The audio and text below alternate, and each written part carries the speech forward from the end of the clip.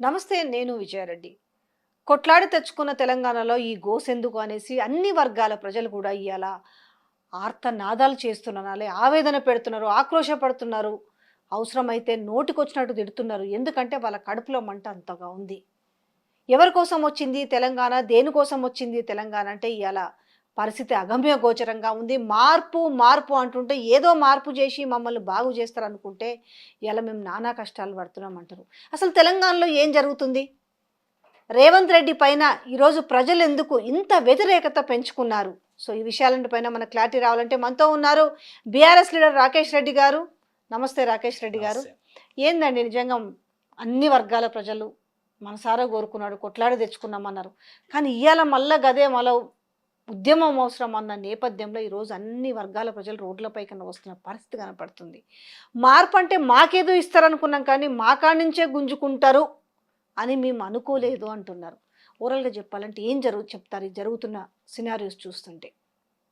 మోసానికి 12 మాసాలు కాంగ్రెస్ పార్టీ మార్పు తీసుకొస్తుందని చెప్పి ఇంటింటికి వెళ్ళి బాండ్ పేపర్లు ఇచ్చి 6 గ్యారంటీలను అమలు చేస్తాం, 420 హామీలు అమలు చేస్తామంటే కేసీఆర్ గారికి ఇప్పటికే 2 సార్లు అవకాశం ఇచ్చినాం కదా, మార్పు కోసం ఒక్కసారి కాంగ్రెస్ పార్టీకి అవకాశం ఇద్దామని చెప్పి ప్రజలు కోటి ఆశలతోని కోట్ల మంది ఓట్లు వేస్తే కాంగ్రెస్ పార్టీ అధికారులకు వచ్చింది. కానీ దురదృష్టకరమైనటువంటి విషయం ఏంటంటే వాళ్ళ పరిపాలన ప్రారంభమైన దగ్గర నుండి అన్ని మోసాలే. అది 6 గ్యారంటీల విషయంలో కానీ, 420 హామీల విషయంలో కానీ, లేకపోతే హైడ్రా విషయంలో కానీ, మూసీ విషయంలో కానీ, లగ్చర్ల విషయంలో కానీ, గురుకులాల విషయంలో కానీ, గ్రూప్స్ విషయంలో కానీ, జియో 46 విషయంలో కానీ అన్ని మోసాలే జరుగుతున్నాయి. అందుకే నేను అంటున్నా మోసానికి 12 మాసాలైనాయి. ఇదేదో పెద్ద ఘనకార్యం సాధించినట్టు మళ్ళీ ఈయన విజయోత్సవాలు నిర్వహిస్తూ ఉన్నారు. వాస్తవానికి నిర్వహించాల్సింది విజయోత్సవాలు కాదు, వైఫల్యోత్సవాలు, వంచనోత్సవాలు, విధ్వంసోత్సవాలు నిర్వహించాలి. ఎందుకంటే ఈ 12 నెలలు రాష్ట్రంలో వరుస వైఫల్యాలతో రాష్ట్రం ఆగమాగం, 6 గ్యారంటీలకు ఎగనామం, ప్రజలకు పంగనామం. ఇది కాంగ్రెస్ పార్టీ విధానం అన్న చందంగా పరిపాలన చేసింది. పరిపాలన ఎక్కడ ఉందండి? అసలు పరిపాలన ఎక్కడ ఉందా? పరిపాలన 12 నెలలు కూడా కాలే. ఎగ్జాక్ట్లీ 48 వారాల్లో 48 మంది చిన్నారు గురుకులాల్లో చనిపోయడం జరిగింది. కొంతమంది ఆత్మహత్య చేసుకుంటే, కొంతమంది విషపు ఆహారం తిని చనిపోతూ ఉన్నారు. ప్రతిరోజు ఏదో ఒక గురుకులం నుండి పిల్లలు ప్రభుత్వ ఆసుపత్రిలో చేరుతున్నటువంటి సన్నివేశాలను మనం చూస్తాం. ఎందుకు వస్తుంది ఈ పరిస్థితి? కారణం ఏంది? మళ్ళీ ఇప్పుడు రీసెంట్గా మొన్న జరిగింది, మళ్ళీ ఈరోజు ఫుడ్ పాయిజన్ అయింది అనేసి మళ్ళీ నారాయణపేట, అదే మొన్న స్కూల్లో జరిగింది, ఈరోజు కూడా జరిగింది. అంటే పేదలంటే నిర్లక్ష్యం అండి. ఇప్పుడు వాళ్ళ పిల్లలు కనుక ప్రభుత్వ పాఠశాలల్లో కానీ గురుకులాల్లో కానీ చదివితే ఈ రకంగా మీరు చూస్తూ ఊరుకుంటారా? ఒకరు కాదు, ఇద్దరు కాదు, ముగ్గురు కాదు, 48 మంది నిన్న శైలజాతో కూడితే మొత్తము 48 మంది చనిపోయారు. సుమారుగా 800 ఇన్సిడెంట్స్ జరిగినాయి. 800 మంది అస్వస్థకు గురయ్యారు. దాంట్లో 48 మంది చనిపోయినారు. ఎవరు పట్టించుకోరంటే పేదలంటే నిర్లక్ష్యమే కదా. ఎవరో బడుగు బలహీన వర్గాలకు సంబంధించిన వాళ్ళు, ఎస్సీ వాళ్ళు, ఎస్టీ వాళ్ళు అక్కడ చదువుతారు, వాళ్ళకి ఇంకా వేరే మార్గం లేదు కాబట్టి వాళ్ళ నిస్సహాయతను ఇష్యూస్ బేస్ అవుతుంటే ఆనాడు మాట్లాడిన మహిళలు పాపం సీతక్క అయితే పాపం అందరిని చూసుకొని పోయి పిల్లల్ని కావచ్చు, వాళ్ళని కావచ్చు, పేద పిల్లల్ని అక్కున చేర్చుకున్న వైనం ఈరోజు కనీసం ఆ శైలజ అనే పాప చనిపోతే వీళ్ళు ఢిల్లీకి పెళ్లికి పోయారు కానీ కనీసం. నేను అదే అడుగుతున్నా, కొండా సురేఖ గారు లేదా సీతక్క గారు వారు వాళ్ళు మంత్రులే. దానికంటే ముందు వారు తల్లి పాత్రను వాళ్ళు మర్చిపోయారు. ఇంతమంది ఆసుపత్రిలో పాలవుతూ ఉంటే, చనిపోతూ ఉంటే కనీసం ఒక్కరోజన్నా వాళ్ళకు ఒక గంటైనా పరామర్శించడానికి వాళ్ళకు సమయం దొరకట్లేదా? మీరు ఢిల్లీ పోవడానికి సమయం దొరుకుతుంది, దావతులు చేసుకోవడానికి సమయం దొరుకుతుంది, దావతులను ఆన్లైన్లో పెట్టుకోవడానికి, లైవ్లు పెట్టుకోవడానికి సమయం దొరుకుతుంది, షూటింగ్లు చేసుకొని రీళ్లు విడుదల చేయడానికి సమయం దొరుకుతుంది. కానీ చిన్నారులు చనిపోతూ ఉంటే మా పిల్లలు అనే భావన కనీసం ఒక్కరోజు కూడా కలగలేదంటే అసలు వాళ్ళు మంత్రులుగా కొనసాగడానికి వాళ్ళ నైతిక హక్కు ఉన్నదని అడుగుతా ఉన్నాను. చాలా దుర్మార్గం అండి. దీనికి మొత్తం బాధ్యత సీఎం రేవంత్ రెడ్డి గారే వహించాలా. ఎందుకంటే ఎడ్యుకేషన్ మినిస్టర్ వారే ఇప్పుడు ఈ రాష్ట్రంలో. వారు చాలా బిజీగా ఉన్నారు. ఎందుకంటే ఢిల్లీకి 28 సార్లు వేయండు. ఈ మంత్రివర్గాన్ని విస్తరించాలి, ఎడ్యుకేషన్కి ఒక ఫుల్ టైం మినిస్టర్ని పెట్టాలి, హోంశాఖ ఒక ఫుల్ టైం మినిస్టర్ పెట్టాలనే సోయి కూడా లేదు, వాళ్ళకి అంత సమయం కూడా లేదు. మరి వారే ఎడ్యుకేషన్ మినిస్టర్ కాబట్టి మరి వారే బాధ్యత తీసుకోవాలా? ఇది వాస్తవానికి ఇది ఒక జాతీయ అంశం అండి. It is a national issue. Unfortunately we see no media writing about it. We see no media carrying stories on it. It is so unfortunate. Politics పక్కన పెట్టండి, ఈ పిల్లలే రేపటి భవిష్యత్తు భారతానికి. ఈ పిల్లలే రేపటి పౌరులు. కానీ అది మర్చిపోయినటువంటి కాంగ్రెస్ నాయకులు 23 రోజులు ఆ అమ్మాయి వెంటిలేటర్ పైన వెంటిలేటర్ పైన ఉంది. ఇది పెద్ద పోనీ అప్పటికప్పుడు కూడా కాదు, 23 రోజులు ఉన్నా కూడా ఎందుకు వీళ్ళకు కనీసం సరే ముఖ్యమంత్రి బిజీగా ఉన్నాడు అనుకుందామండి. నేను మళ్ళీ అడుగుతున్నా, మీరు ఇందాక అన్నారు మహిళా మంత్రులే కాదు తల్లులు కూడా అన్నారు కదా, ఎగ్జాక్ట్లీ. ఇంత ఇంత నిర్లక్ష్యం ఎందుకు? చాలా ఘోరం.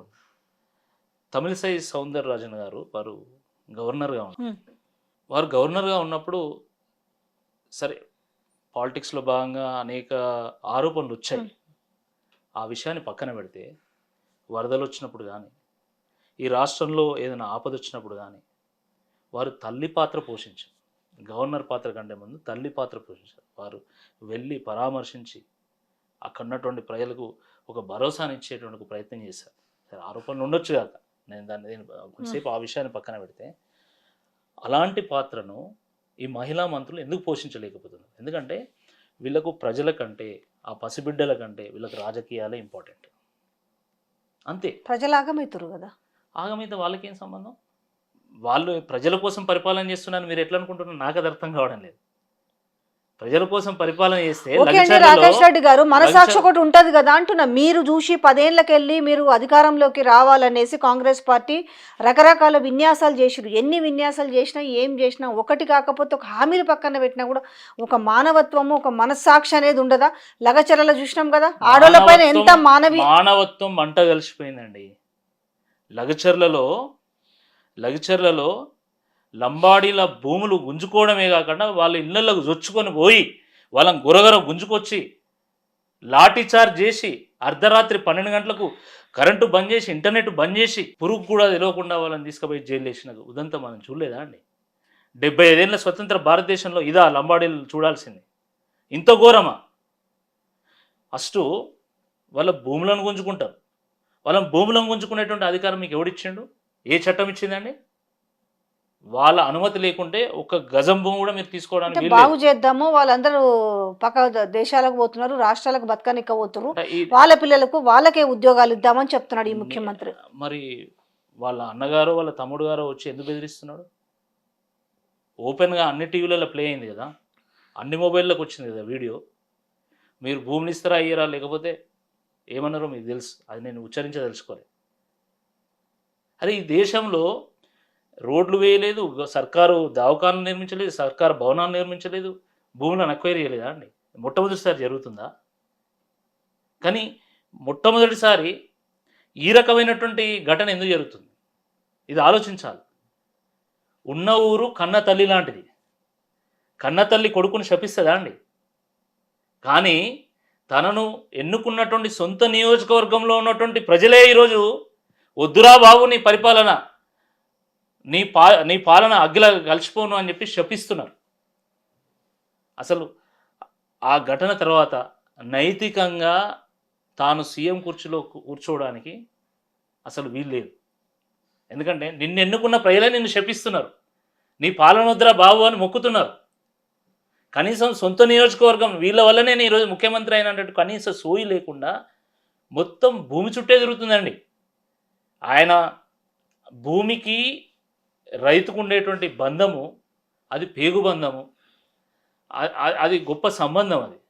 కానీ భూమికి రేవంత్ రెడ్డి గారికి ఉన్నటువంటి బంధము రియల్ ఎస్టేట్ బంధము, అది డబ్బు సంబంధము, వ్యాపార అనుబంధం. అది తేడా. రైతు ఆ భూమిలో నష్టమే వస్తుంది, భూమికి సేద్యం చేస్తే నష్టమే వస్తుంది అని తెలిసినా కూడా మళ్ళీ పంట వేస్తాడు, మళ్ళీ సేద్యం చేస్తాడు తప్ప వేరే దానికి పోడు.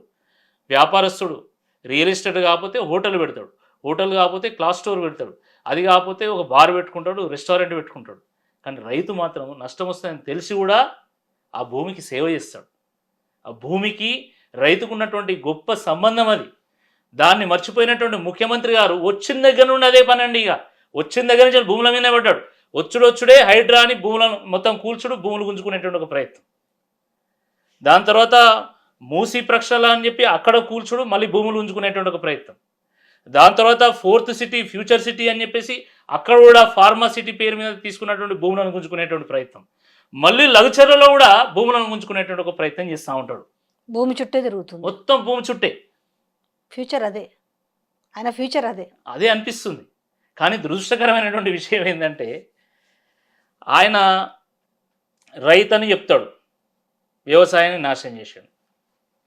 ఆయన నేను రియల్ ఎస్టేట్ వ్యాపారం చేసిన అని చెప్పాడు, రియల్ ఎస్టేట్ని కూడా నాశనం చేశాడు. ఎందుకు అట్లా చెప్తారు? మీరు మంచిగా రాయించుకుంటున్నారు కదా వాళ్ళు. అసలు అరే రియల్ ఎస్టేట్ అద్భుతంగా ఉంది. రెండోది మీరు ఎందుకు చేసుకుంటున్నారు వీళ్ళు ఏమంటారు అవి సక్సెస్ఫుల్ ఏమంటారు, విజయోత్సవాలు. మాకు ఆ మాట కూడా వస్తలేదు కదా. విజయోత్సవాలలో ఏం చెప్పుకుంటారు తెలుసా? 52,000 ఉద్యోగాలు ఇచ్చారు అంటే సంవత్సరం అయిందా కాలే ఇంకా. మంది పెళ్లికి మంగళారతి పట్టమంటే ఫస్ట్ ఉంటాడు రేవంత్ రెడ్డి గారు. ఫస్ట్ అరే ఇచ్చిన నోటిఫికేషన్లు ఏంది, నువ్వు తీసుకొచ్చిన ఉద్యోగాలు ఏంది, నువ్వు చెప్తున్నది ఏంది? ఒక్క నోటిఫికేషన్ ఇచ్చిందండి రేవంత్ రెడ్డి గారి ప్రభుత్వం. ఆ నోటిఫికేషన్ ఇప్పటివరకు పరీక్ష కూడా నిర్వహించలే. ఈరోజు 35,000 ఉద్యోగాలు ఈ 12 నెలల్లో వచ్చినాయి అంటే అది కేసీఆర్ గారు నోటిఫికేషన్లు వేయడం వల్ల, వాళ్ళు పరీక్షలు నిర్వహించడం వల్ల, వాళ్ళు రిజల్ట్స్ ఇవ్వడం వల్ల వచ్చినాయి. అది జనాలకు కూడా తెలుసు, అయినా చెప్పుకుంటున్నాడు కదా. ఇక నరం లేని నాలుకే ఏదైనా మాట్లాడుతుందండి. ఇప్పుడు రేవంత్ రెడ్డి గారు గతంలో ఏమన్నాడు, ఇప్పుడు ఈ ఏమంటున్నాడు? సీఎం చూసి ఏమనిపిస్తుంది తెలుసా? ఓహో రాజకీయాలు ఇట్లా చేయొచ్చు అని కూడా అంటుంది. అంటే కళ్ళ ముందు కనపడుతున్న నిజాన్ని కూడా ఆయన దాన్ని అబద్ధం చేస్తున్న వైనం చూస్తుంటే పాపం రానున్న భవిష్యత్తు పిల్లలు ఏం నేర్చుకోవాలో కూడా అర్థమవుతలేదు మరి. అదే కదా.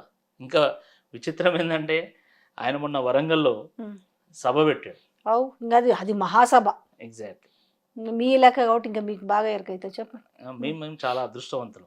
అదే మీరు వచ్చి అసలు అభివృద్ధి, ఆమెనేమో మాకు ఎక్కడ ఒక్క రూపాయి అడగలేదు, ఈయనేంది ఇట్లా అంటున్నా అనుకున్నా కానీ హైదరాబాద్ మనం ఏం చేయలేము కానీ వరంగల్ డెవలప్ చేస్తున్నట్టు కదా మరి.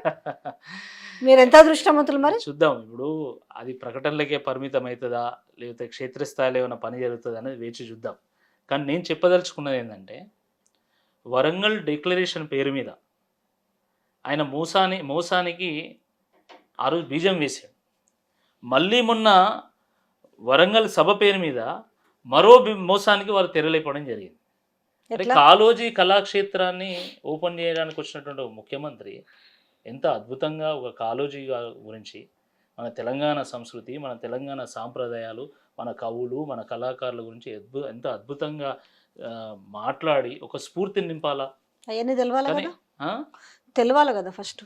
అదే ఇప్పుడు అదే ఉన్నట్టుంది.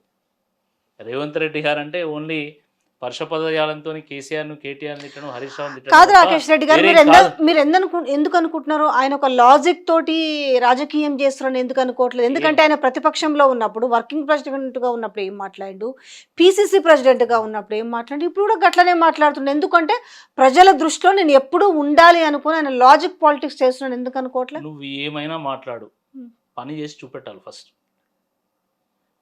పని లేదు కానీ మాటలు చాలా ఎక్కువ. 13 హామీలు నెరవేర్చారు. ఏ హామీ నెరవేర్చిందండి? అది చెప్తున్నారు కదా.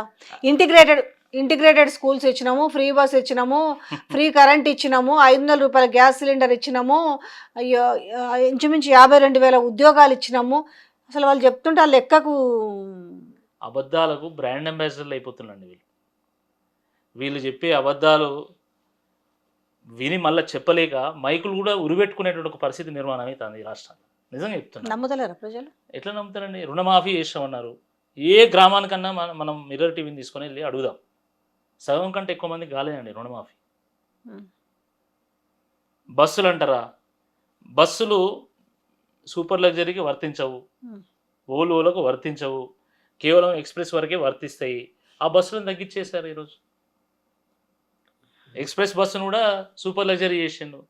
మీరు ఎక్కడి నుండి ఎక్కడికైనా పోండి, ఆ ఛార్జెస్ ఒకరోజు అంటే ఇప్పుడు వరంగల్ నుండి ఉదాహరణకు హన్మకొండకు వస్తున్నాం అనుకోండి, వరంగల్ నుండి మన హైదరాబాద్కి వస్తున్నాం అనుకోండి, మామూలుగా 300 ఉంటే ఒకరోజు 350 అయితే, ఒకరోజు 400 అయితే 480 కూడా అవుతుంది. అది అంటే ఒకవైపు మహిళలకు ఫ్రీ ఇస్తుంది, ఇంకోవైపు మీరు లాజిక్ మిస్ అవుతారు. మహిళలకు ఫ్రీ బస్ ఇవ్వడం వల్ల ఆర్టీసీ నష్టాల బాటలో నుంచి లాభాల బాటలో నడుస్తుంటే ఓర్చుకోలేకపోతున్నారు. ఫస్ట్ మీరు ఆర్టీసీకి ఇవ్వాల్సినటువంటి డబ్బులు ఇచ్చారా ఇప్పటివరకు? వాళ్ళు బస్సులు కొనుగోలు చేయగలుగుతున్నారా? మీరు అది చెప్పండి. ఇవన్నీ ఎందుకు మాట్లాడతారు? ఆర్టీసీ లాభాలు ఉన్నాయన్నారు. మీరు మీరు ఇవ్వాల్సిన డబ్బులు వాళ్ళకి ఇస్తే కదా లాభాలకు వచ్చేది అది. కాబట్టి ఇదంతా కూడా అసంబద్ధమైనటువంటిది. నేను ఒకటే విషయం మీకు చెప్పదలుచుకున్నా. అనుభవ రాహిత్యము, అవగాహన రాహిత్యము, ఒక విజన్ లేకపోవడం, చిత్తశుద్ధి లేకపోవడం, ఒక లక్ష్యము, ఒక ప్రణాళిక లేకపోవడం, ప్రాధాన్యతలు ఎంచుకోలేకపోవడం వల్ల ఈరోజు రాష్ట్రం మొత్తము ఈరోజు అధోగతి పాలయ్యేటువంటి ఒక పరిస్థితి నిర్మాణమైంది. మీరు చూడండి, రియల్ ఎస్టేట్ అయిపోయింది, కన్స్ట్రక్షన్ది అదే పరిస్థితి. దాని మీద ఆధారపడి అనేక బిజినెసెస్ ఈరోజు మీరు టెక్స్టైల్ ఇండస్ట్రీ చూడండి, లేదా హోటల్ ఇండస్ట్రీ చూడండి, లేదా టూరిజం చూడండి, ఎక్కడికక్కడ మొత్తం స్టక్ అయిపోయినాయండి. మనీ సర్క్యులేట్ కావడం లేదు. ఈరోజు ప్రభుత్వం ఎంత దయనీయమైనటువంటి ఒక పరిస్థితిలోకి వచ్చిందంటే, గ్రామ పంచాయతీ సిబ్బందికి ఇప్పుడు 10 నెలలు అయింది, ఇప్పటివరకు జీతాలు లేవు. అవుట్సోర్సింగ్ సిబ్బందికి జీతాలు లేవు. ఎస్సీ ఎస్టీ హాస్టల్స్లో ఉన్నటువంటి అవుట్సోర్సింగ్ సిబ్బందికి జీతాలు లేనటువంటి ఒక పరిస్థితి నిర్మాణమైంది. చాలా శాఖల్లో ఈ నెల జీతం నెక్స్ట్ నెల ఇస్తూ ఉన్నారు. మీరు అనొచ్చు, మరి కొంతమందికి 1వ తారీఖు వస్తున్నాయి. 1వ తారీఖు ఏం రావట్లేదండి, వాళ్ళకు 4వ తారీఖు 5వ తారీఖు వస్తున్నాయి, కొంతమందికి వస్తున్నాయి. ఈ రాష్ట్రంలో మొత్తము పర్మనెంటు, అవుట్సోర్సింగ్, కాంట్రాక్టు అంతా కలిపి సుమారుగా 9 లక్షల మంది ఎంప్లాయీస్ ఉంటారు. దాంట్లో ఒక 2 లక్షల మందికి మాత్రమే 3వ తారీఖు 4వ తారీఖు వస్తున్నాయి.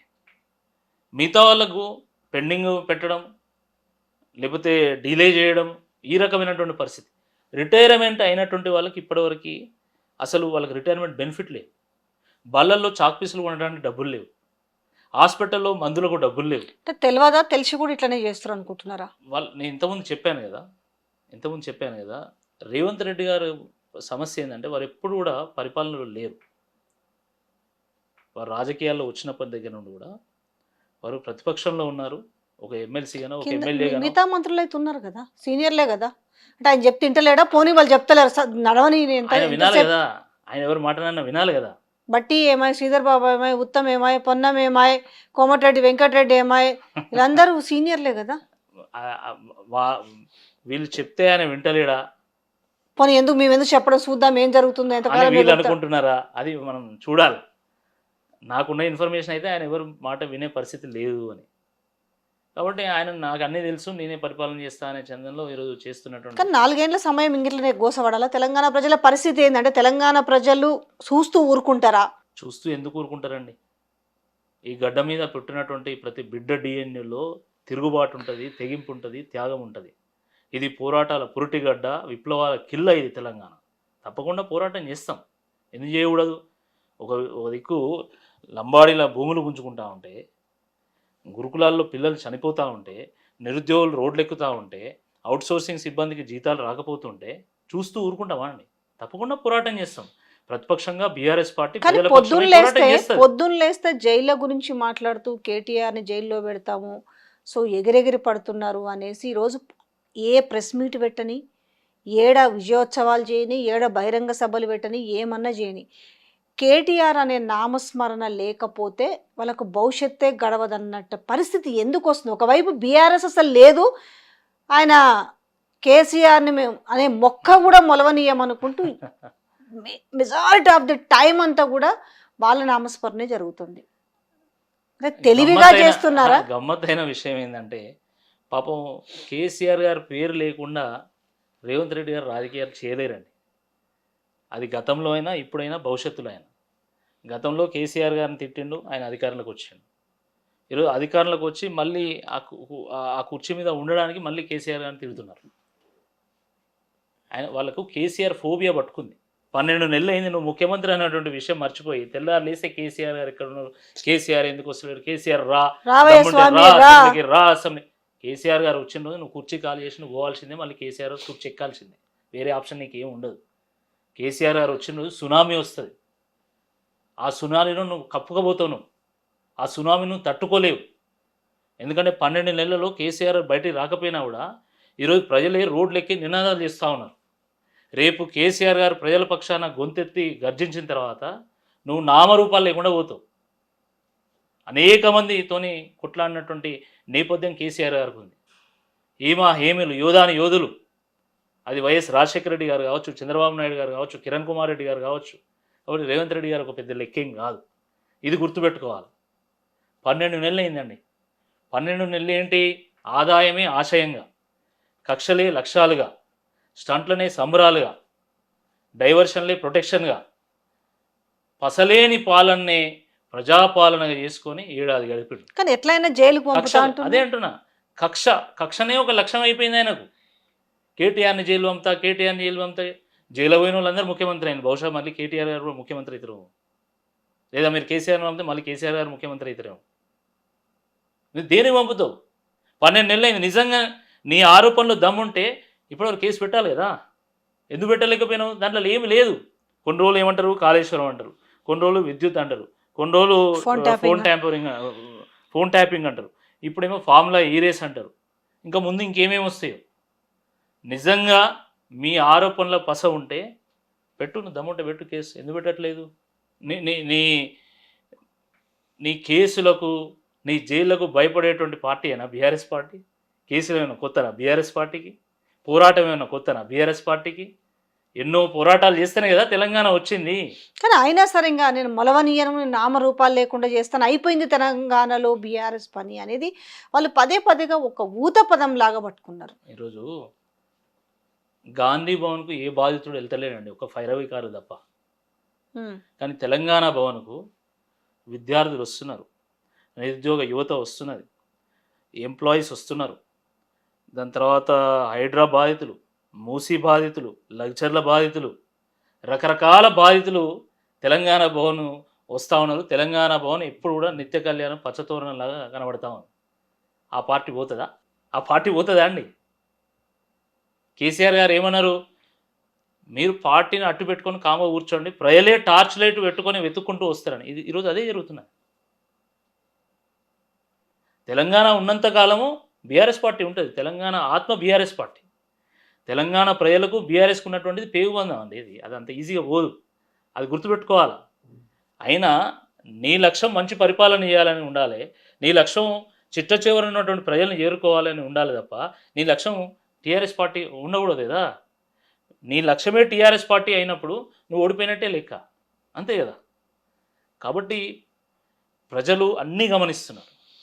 అన్ని గమనిస్తున్నారు, ఓకే. బట్ వీళ్ళు మాత్రము ఏ ఒక్కదానికి కూడా ఇప్పుడు కళ్యాణ లక్ష్మి ప్రతి స్కీమ్కి ఒక అడిషనల్ వాల్యూ యాడ్ చేసిరు. కళ్యాణ లక్ష్మికి తులం బంగారం యాడ్ చేసిరు, కొత్తది కాదు. రెండోది రైతు బంధుకు వచ్చేసి భరోసా చేసి దానికి ఒక 5,000 యాడ్ చేసిరు.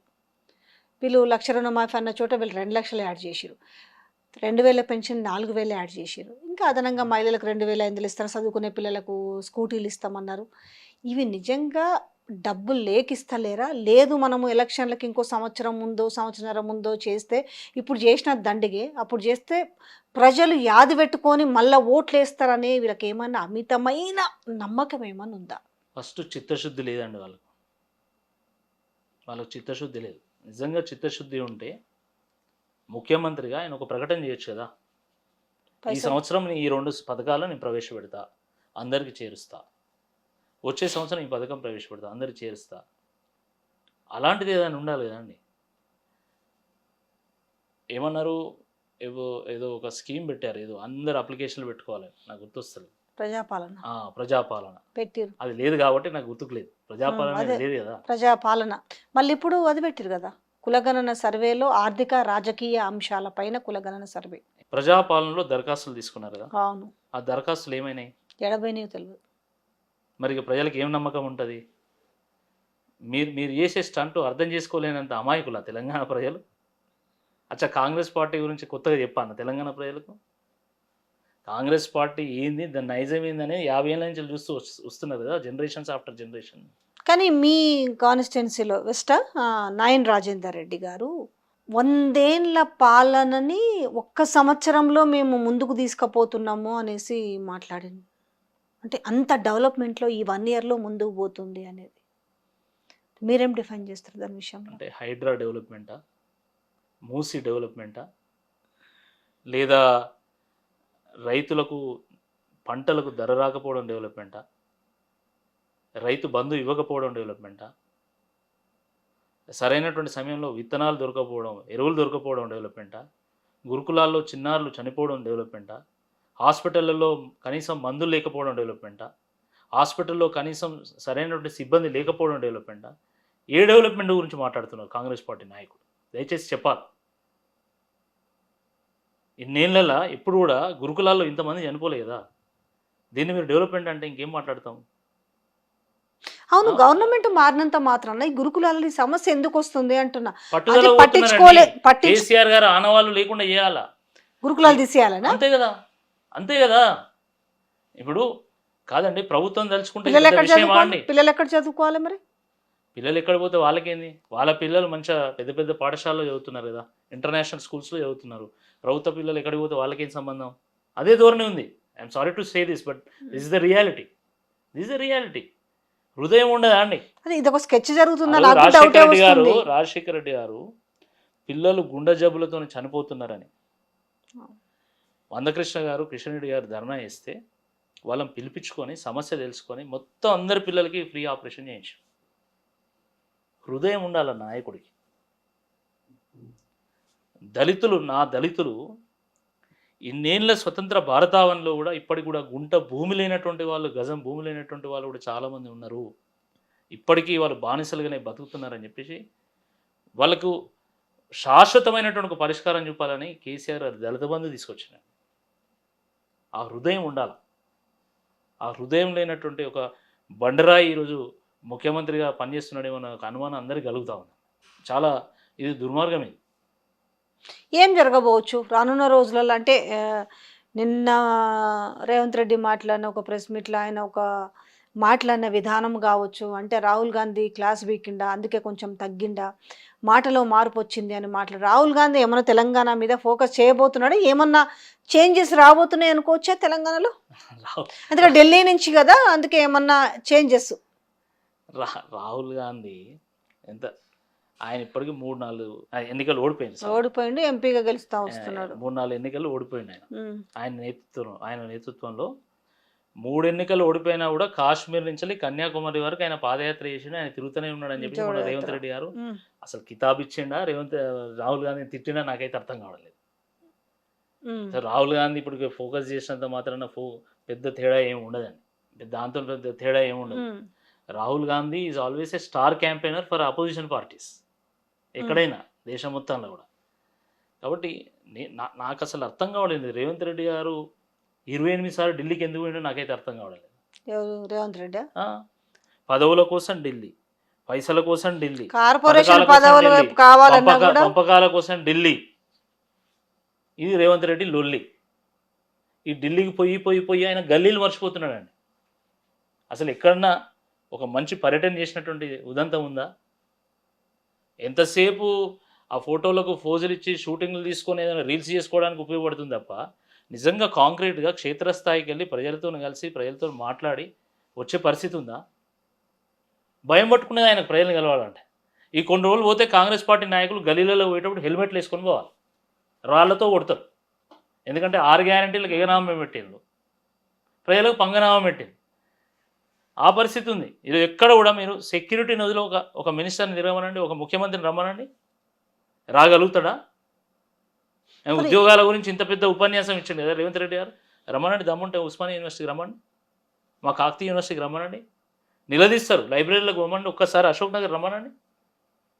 జియో 46 మీద ఆయన మన పాపం వస్తారని అనుకున్నారు రాహుల్ గాంధీ. అదే అంతకుముందు అశోక్ నగర్లో పోయి మాట్లాడిండు కాబట్టి మళ్ళీ మొన్న వస్తారేమని ఎక్స్పెక్ట్ చేసిరు కానీ పోలే కదా. అదే కదా, మొత్తం అశోక్ నగర్ యువత మొత్తం ఎదురు చూసింది. పాపం బావర్చిలో ఒక ఆయన టేబుల్ బుక్ చేసిండు, ఇంకో ఆయన ప్యారడైజ్లో బుక్ చేసిండు. స్టూడెంట్స్ నాకు తెలిసినటువంటి వాళ్ళు చెప్తున్నారు. అదే వస్తాడేమో రాహుల్ గాంధీ వచ్చింది కదా, అప్పుడు ఓట్ల కోసం వచ్చిండు, ఇప్పుడు మా తిప్పల కోసం కూడా వస్తారేమో. ఇదంతా నాటకము, ఇది బూటకం, ఇంకా తప్ప వేరే ఏం లేదండి. 4 ఏళ్ళు ఓపిక పట్టాల్సింది ఏం జరిగినా మరి.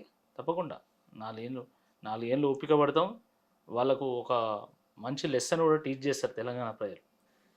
ఎందుకంటే 2014 తెలంగాణ ఏర్పడ్డ నాడు, 2014 తెలంగాణ ఏర్పడ్డ రోజు రీఆర్గనైజేషన్ యాక్ట్లో 10 జిల్లాలకు గాను 9 వెనుకబడిన జిల్లాలుగా గుర్తించింది రీఆర్గనైజేషన్ యాక్ట్. 10 ఏళ్ళ బీఆర్ఎస్ ప్రస్థానంలో బీఆర్ఎస్ పరిపాలనలో 9 వెనుకబడిన జిల్లాల తెలంగాణ కాస్త దేశంలోనే తలసరి ఆదాయంలో నెంబర్ 1గా నిలిచింది. పెట్టుబడుల్లో నెంబర్ 1గా నిలిచింది. ఐటీ ఇన్వెస్ట్మెంట్స్ రాబట్టడంలో నెంబర్ 1గా నిలిచింది. టిఎస్ ఐపాస్లో 21 రోజుల్లో అన్ని అనుమతులు లభించినాయి. అటువంటి ఈ తెలంగాణ ఈరోజు అసలు కనీసము ప్రభుత్వం మెయింటెనెన్స్ ఖర్చులకు కూడా ఇబ్బంది పడుతున్నాయి అంటే అర్థం చేసుకోండి ఏ రకమైనటువంటి పరిపాలన వీళ్ళు చేసిండ్రు. గుర్తుపెట్టుకోండి, వీళ్ళు వచ్చుడే కూల్చుడు మొదలుపెట్టింది. జనరల్గా బిజినెస్ అనేది ఒక పాజిటివ్ సెంటిమెంట్ బేస్డ్గా నడుస్తుందండి. సెంటిమెంట్ అనేది చాలా ఇంపార్టెంట్. వీళ్ళు వచ్చుడే ఆ సెంటిమెంట్ని నాశనం చేసింది. నాశనం చేయడం వల్ల పెట్టుబడులు రావాల్సింది. నిజంగా చెప్తున్నా, మొత్తం దేశంలో అన్ని రాష్ట్రాల నుంచి ఇక్కడ పెట్టుబడులు వచ్చాయి. గుజరాత్ నుంచి, ఢిల్లీ నుంచి, బొంబాయి నుంచి కూడా ఇక్కడ పెట్టుబడులు వచ్చాయి. ప్రపంచవ్యాప్తంగా పెట్టుబడులు వచ్చినాయి. కానీ ఈరోజు వెనక్కిపోతున్నాయి. ఈరోజు కేన్స్ వెనక్కిపోతుంది, ఫాక్స్కాన్ వెనక్కిపోతుంది. మొన్ననే అమర్ రాజా వాళ్ళు కూడా మేము వెనక్కిపోతామని చెప్పేసి హెచ్చరించడం జరిగింది. ఈ రకమైనటువంటి పరిస్థితి నిర్మాణం అయితే రాబోయే 2 ఏళ్లలో 3 ఏళ్లలో పెద్ద సోషల్ అంట్రెస్ట్ వస్తుందండి తెలంగాణలో. మరో తెలంగాణ ఉద్యమం లాంటిది వచ్చినా కూడా మీరు ఆశ్చర్యపోవాల్సినటువంటి అవసరం లేదు. ప్రజలే రోడ్ ఎక్కుతారు. బీఆర్ఎస్ పార్టీ ఏం చేయాల్సిన అవసరం లేదు. ప్రజలు రోడ్ ఎక్కితే వాళ్ళకి నాయకత్వం వస్తే సరిపోతుందండి నా ఉద్దేశంలో. నాకైతే అట్లనే అనిపిస్తుంది. ఒక్క వ్యవసాయ రంగం మీరు తీసుకోండి. వ్యవసాయము ఎంత అద్భుతంగా కొనసాగింది. చాలా అద్భుతంగా ఉంది. ఏం లేకున్నా కూడా ప్యాడీ బాగా వచ్చింది అనేసి ఇరిగేషన్ మినిస్టర్ కూడా చెప్తున్నారు కదా. ఏ కాళేశ్వరం నీళ్ళు లేకపోయినా కూడా విపరీతమైన ప్యాడీ వచ్చిందని చెప్పుకుంటున్నారు. మరి 2014 వరకు కాంగ్రెస్ పార్టీ కదా పరిపాలన చేసింది. అప్పుడు ఎందుకు ఆ రాలేదు? రోజు 60 లక్షల మెట్రిక్ టన్నులు ఎందుకు ధాన్యం పండించగలిగిండు? ఈరోజు 3 కోట్ల మెట్రిక్ టన్నుల ధాన్యం ఎట్లా పండించగలుగుతున్నారు? 5 టైమ్స్ సీ చేంజ్ ఎట్లా వచ్చింది చెప్పాలా? ఇవేవి చెప్పకుండా మీరేం చేసిండ్రు అసలు? రైతులకు వచ్చే రైతు బంధుని ఆపిన్లా? రుణమాఫీ చేస్తామని అది సగం చేసేసిందా? పోనీ ధర ఏమన్నా వస్తుందంటే 8,000-9,000 రూపాయలు కాటన్ ప్రైస్ ఉంటే ఈరోజు కనీసం 6,000 కూడా వస్తలేదు కదా. బోనస్ అంటే అది కాకపోయా, కొనుగోలు చక్కగా లేకపోతుంది. సగం ధాన్యం బయటనే అమ్ముకునే ఆంధ్ర వాళ్ళు కొనుక్కోబోతున్నారు మన ప్రభుత్వం పట్టించుకోకపోవడం వల్ల. మరి మీరు వ్యవసాయాన్ని ఏం బాగుపరిచిందో నాకైతే అర్థం కావడం. ఇన్స్టెంట్గా ఏది కనపడుతుంది మా ఖాతాలోకి వేసుకుంటాం, ఏముంది అంతే కదా. మంచి జరిగితే మా ఖాతాలో, చెడు జరిగితే బీఆర్ఎస్ ఖాతాలోకి. కానీ ఓవరాల్గా ఏం చెప్పినా కూడా ప్రజలైతే ఇబ్బందులు పడుతున్నారు. ఇంకా దాన్ని అదే అంటే ఒక ప్రోగ్రెసివ్ స్టేట్ ఎంత ఈజీగా నాశనం చేయొచ్చో ఒక ఉదాహరణగా ఈరోజు తెలంగాణ నిలిచింది. చివరిగా ఒక ప్రశ్న ఏమైందనంటే, మామూలుగా మేము ప్రజల్లోకి పోతే కాంగ్రెస్ అంటేనే మాకు ఒక భయం ఉంది. కానీ వీళ్ళు మార్పు అంటే ఏమో చేస్తారు, ఏమో ఇస్తారు అనుకున్నాం. కానీ మా చెప్పులతో మేము కొట్టుకున్నట్టు అయింది అనే మాట, తినే అన్నంలో మట్టి పోసుకున్నాం అనే మాటలు ఈరోజు తెలంగాణ ప్రజలు మాట్లాడే స్థితికి వచ్చిరానంటే ఇంకా మేము 10 ఏళ్ళు అధికారంలో ఉంటామనే మాటల్ని ఏ రకంగా చూడొచ్చు? అధికారంలో ఉండి వాళ్ళు కళ్ళు నెత్తికెక్కి కళ్ళు కనబడక ఈ రకమైనటువంటి మాటలు మాట్లాడుతున్నారు. క్షేత్రస్థాయి పరిస్థితులు వాళ్ళకి తెలియగానే ఈ రకంగా మాట్లాడుతున్నారు. వేరే ఏం లేదు. ఇంకా ఒకటి. రెండవది ఏంటంటే, మేము డబ్బులు కూడబడుతున్నాం. అది మూసీ ద్వారానా ఇంకో ద్వారానా మొత్తానికైతే మేము డబ్బులు కూడబెడుతున్నాము. ఆ డబ్బులతో మేము ఎట్లయినా శాసించగలుగుతాం అనేటువంటి ఒక ఓవర్ కాన్ఫిడెన్స్తో ఈరోజు ముఖ్యమంత్రి గారు వ్యవహరిస్తున్నారు. తనకు కూడా తెలుసు అడ్మినిస్ట్రేషన్లో పట్టు పోయిందని. తనకు కూడా తెలుసు పరిపాలన మీద ప్రభుత్వానికి పట్టు లేదు. ఇది ఆయన తెలుసు. ఇక రాబోయేటువంటి రోజుల్లో ఆయన అన్ని రకాల ట్రిక్స్ ప్లే చేసి ఇంకేదో మేనేజ్ చేసుకునే ప్రయత్నం చేస్తారు. తనకు తెలియదా అండి? మీరు చెప్పండి. ఇంత ఇంత ఇంత ఘోరాలు జరుగుతుంటే తనకు అర్థం కాదా? నేను ఇంతకుముందు చెప్పాను కదా, అవగాహన రాహిత్యము, అనుభవ రాహిత్యము, ఒక లక్ష్యం లేకపోవడం, ఒక విజన్ లేకపోవడం, చిత్తశుద్ధి లేకపోవడము, ప్రాధాన్యతలు ఎంచుకోలేకపోవడం, వీటన్నిటి కారణంగా ఈరోజు పరిపాలన మొత్తం ఆగమం అయిపోయింది.